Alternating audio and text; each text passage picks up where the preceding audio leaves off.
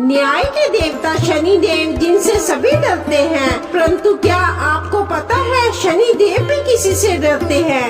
जी हाँ, शनि देव भी डरते हैं।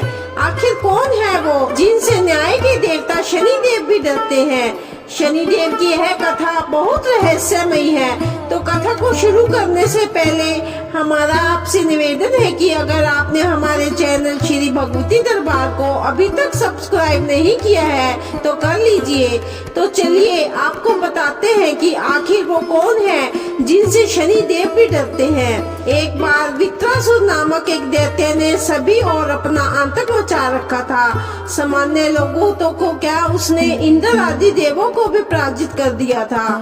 इसके बाद सभी देवता और ऋषि मुनि मिलकर ब्रह्मा जी की शरण में पहुँचे और वित्रासुर के अत्याचारों के बारे में बताया। सभी देवताओं के कहने पर ब्रह्मा जी ने सभी देवताओं को वित्रासुर से बचने का एक उपाय बताया। ब्रह्मा जी ने कहा, दधीचि नाम के एक महामुनि है जिन्होंने महादेव की कठोर तपस्या करके अपनी हड्डियों को वज्र जैसा कठोर बना लिया है। महादेव के वरदान से दधीचि मुनि की जो हड्डियां हैं उनसे एक अस्त्र बनाकर वित्रासुर को पराजित किया जा सकता है।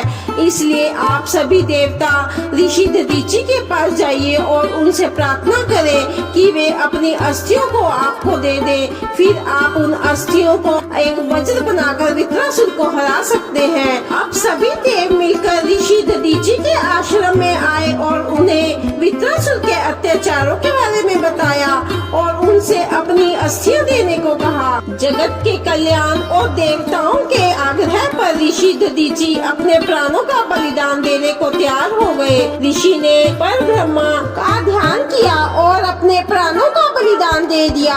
अब देवताओं ने उन अस्थियों को लिया और विश्वकर्मा ने उन हड्डियों से एक शस्त्र का निर्माण किया। उस अस्त्र का नाम वज्र था। इंद्र ने उसी वज्र से वित्रासुर को मारा था। दधीचि मुनि की पत्नी जब वन से लकड़ियां लेकर लौटी तो वह देखती है कि ऋषि दधीचि बिना अस्थियों के ही मृत पड़े हैं। उस समय उनकी पत्नी गर्भवती थी, इसलिए वो अपने पति के साथ सती नहीं हो सकती थी। कुछ समय के बाद उन्होंने एक पुत्र को जन्म दिया, परंतु वे अपने पति का वियोग सहन नहीं कर पाई थी। इसलिए उन्होंने अपने पुत्र को पीपल के पेड़ के नीचे रख दिया और अपने प्राण त्याग दिए। पीपल के पेड़ के नीचे रखा वह बच्चा भूख से तड़पने लगा। जब कुछ खाने को नहीं मिला तो वह नीचे पड़े पीपल के पत्तों को खाकर ही रहने लगा।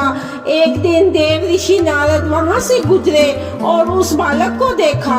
देव ऋषि ने बालक के पास जाकर कहा कि तुम कौन हो, तुम्हारा माता पिता कौन है? तब नारद ने उस बालक को उसके पिता के बलिदान के बारे में बताया। नारद ने उस बालक को कहा कि तुम्हारे माता पिता पर शनि देव की महादशा चल रही थी।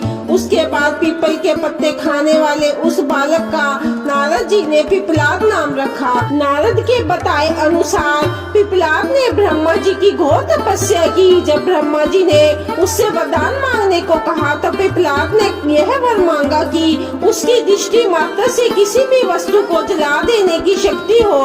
तो ब्रह्मा जी से वरदान मिलने के पश्चात पिपलाद ने शनि देव का आह्वान किया और उन्हें अपने सामने आने को कहा। शनि देव के आने पर पिपलाद ने उन्हें अपनी दृष्टि से जलाने का प्रयास किया। तब सारे ब्रह्मांड में कोलाहल मच गया। तब ब्रह्मा जी आए और उन्होंने पिपलाद से शनि को छोड़ने के लिए कहा, परंतु पिपलाद नहीं माने। तब ब्रह्मा जी ने उन्हें उसके बदले कोई और 2 वरदान मांगने को कहा।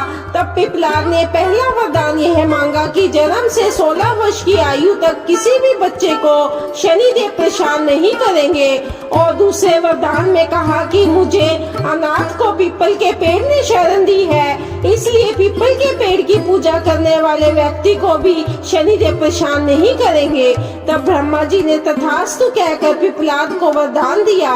तभी से शनि देव पिपलाद से भय खाते हैं और पीपल की पेड़ की पूजा करने वाले व्यक्ति को शनि देव परेशान नहीं करते।